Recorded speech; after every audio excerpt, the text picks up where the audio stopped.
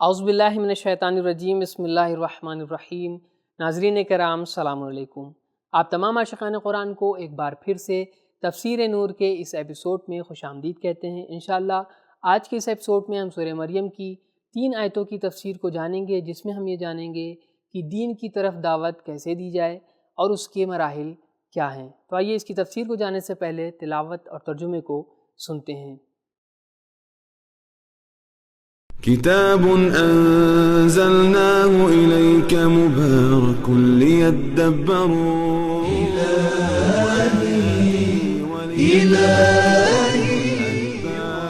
بسم الله الرحمن الرحيم وأعتزلكم وما تدعون من دون الله وأدعو ربي عسى ألا أكون بدعاء ربي شقيا۔ اور میں تم لوگوں سے اور ان سے جنہیں تم اللہ کے سوا پکارتے ہو ان سے علیحدہ ہو جاتا ہوں، اور میں اپنے رب کو پکاروں گا۔ مجھے امید ہے کہ میں اپنے رب سے مانگ کر کبھی ناکام نہیں ہوں گا۔ سورہ مریم کی آیت نمبر 48 کی تلاوت اور اس کے ترجمے کو سننے کے بعد اب آئیے دیکھتے ہیں کہ اس آیت کریمہ میں اہم نکات کون کون سے ہیں۔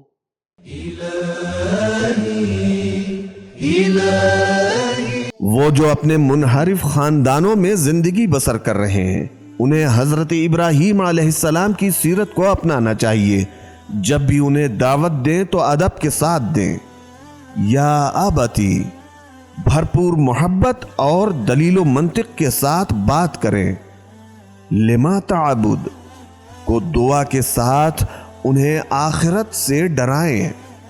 انی اخاف ساستغفر لک، سلام بھی استغفار کے ساتھ ہو۔ سلام علیکم ساستغفر لک۔ تو یہ تھے اس آیت مبارکہ کے کچھ اہم نکات۔ اب آئیے اس میں پائے جانے والے اہم پیغامات کو بھی ملاحظہ کرتے ہیں۔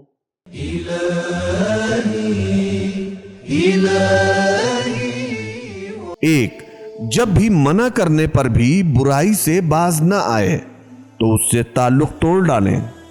وَاعْتَزِلَكُمْ، اگر یہ ممکن نہ ہو تو کم از کم جتنا ان سے دور رہ سکتے ہیں دور رہیں۔ 2، دین اسلام کے اساسی اصولوں میں سے ایک اصول یہ ہے کہ مشرکوں سے اعلان براءت کریں۔ 3، براءت قبل از ولایت ہے۔ آغاز میں شرک و طاغوت اور ان کے فساد سے جدائی اختیار کر لیں، بعد میں حق سے تعلق جوڑ لیں۔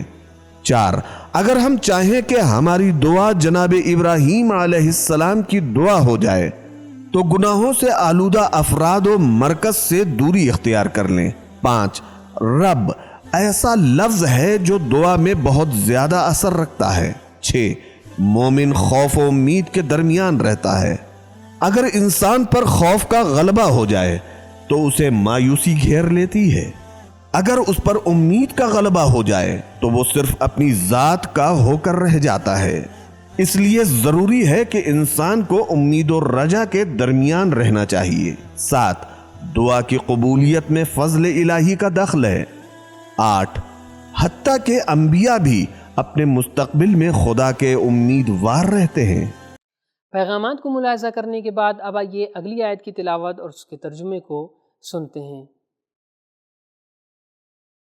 فلما اعتزلهم وما يعبدون من دون الله وهبنا له إسحاق ويعقوب وكلا جعلنا نبيا ووهبنا لهم من رحمتنا وجعلنا لهم لسان صدق عليا۔ اور پھر جب ابراہیم ان لوگوں سے اور اللہ کے سوا جن کی یہ لوگ پوجا کرتے تھے ان سے کنارہ کشی اختیار کی تو ہم نے انہیں اسحاق اور اس کا بیٹا اور یعقوب عطا کیے، اور سب کو ہم نے نبی بنایا، اور ہم نے انہیں اپنی رحمت عطا کی، اور انہیں لوگوں کے درمیان رفعت و بلندی بھی عطا کی۔ تلاوت اور ترجمے کو سننے کے بعد اب آئیے اس آیت کریمہ میں پائے جانے والے اہم پوائنٹس کی طرف بھی توجہ کرتے ہیں۔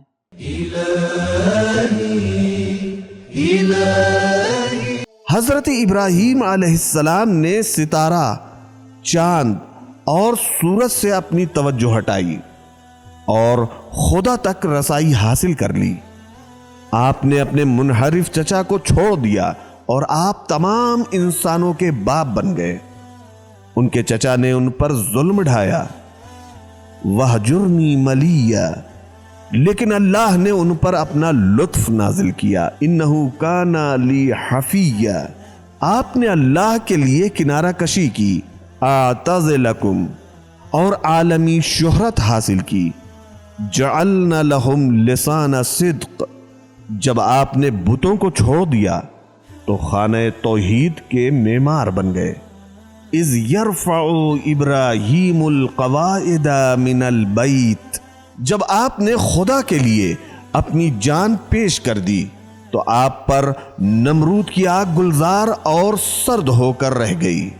آپ نے اپنے فرزند کو ذبح ہونے کے لیے تیار کیا۔ وَتَلَّهُ لِلْجَبِينِ، تو وہ ذبح ہونے سے بچ گئے اور اس کی جگہ قربانی واجب ہو گئی۔ آپ اپنی آخری عمر تک بغیر اولاد کے رہے، لیکن پھر بھی اللہ کی رضا پر راضی تھے۔ آخری عمر میں اللہ نے نبوت کو ان کے خاندان میں رکھ دیا۔ آپ نے ویرانے میں کعبے کو تعمیر کیا، وہی کعبہ کائنات کا مرکز بن گیا۔ آپ نے بیابان میں اکیلے اور تنے تنہا ہو کر آواز دی، تمام کائنات نے ان کی آواز پر لبیک کہی۔ آپ نے اپنے مولود بچے کو ایسی وادی میں چھوڑا جہاں نہ دانا تھا نہ پانی، تو اللہ نے آب زمزم کو ہمیشہ کے لیے جاری کر دیا۔ آپ نے اپنے چچا کی دھمکی و حقارت کے مقابلے میں اسے سلام کیا۔ قال سلام علیکم، اللہ نے آپ پر سلام بھیجا۔ سلام علی ابراہیم، آپ بالکل تنہا تھے۔ آج تمام انسانی ادیان اپنے آپ کو ابراہیمی کہتے ہیں۔ پوری دنیا آپ کی دشمن بن گئی تھی، اللہ نے آپ کو اپنا خلیل بنا دیا۔ وَاتَّخَذَ اللَّهُ إِبْرَاهِيمَ خَلِيلًا۔ اب آئیے اس آیت میں پائے جانے والے پیغامات کو بھی ملاحظہ کرتے ہیں۔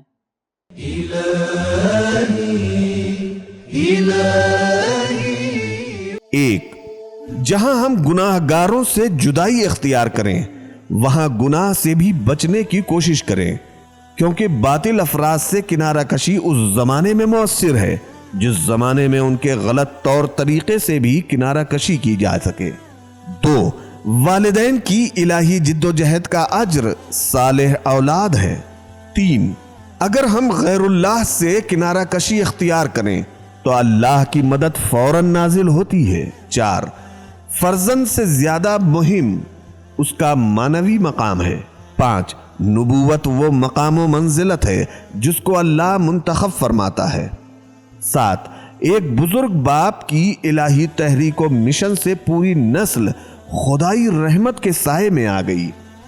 آٹھ، انسان کے پاس جو کچھ ہے وہ خدائی عطا ہے۔ نو، رحمت خداوندی وسیع سے وسیع تر ہے کہ انبیاء اس سے ہر چیز پاتے ہیں۔ 10، محبوبیت اور خوش نامی اللہ کی مہربانیوں میں سے ہے۔ جعلنا لہم لسان صدق، حضرت ابراہیم علیہ السلام کو وہ مقام ملا کہ تمام مشرک یہودی اور مسیح سب کہتے ہیں کہ جناب ابراہیم علیہ السلام ہم میں سے ہیں۔ 11، انبیاء علیہ السلام کی دعا فوراً قبول ہوتی ہے۔ حضرت ابراہیم علیہ السلام نے بارگاہ خداوندی میں عرض کی تھی کہ اس کے نام کو بلندی عطا فرما۔ وَاجْعَلْ لِي لِسَانَ صِدْقٍ فِي الْآخِرِينَ، سورہ شعراء آیت نمبر 84۔ اس آیت میں فرمایا جعلنا لہم لسان صدق علیہ۔ تو پتہ چلا کہ جناب ابراہیم علیہ السلام جب دین کی طرف دعوت دیتے تھے تو پہلے ادب و اخلاق، محبت و پیار، پھر دلیل و برہان کے ذریعے سے دین کی طرف لوگوں کو لے کر کے آتے تھے، اور ایسے ہی دین کی طرف دعوت دینا چاہیے۔ ناظرین، آج کا ہمارا ایپیسوڈ یہیں پر ختم ہوتا ہے۔ انشاءاللہ اگلے ایپیسوڈ میں آپ سے پھر ملاقات ہوگی، تب تک کے لیے شکریہ، خدا حافظ۔ سبیل قرآن، قرآنی سماج کی پہچان۔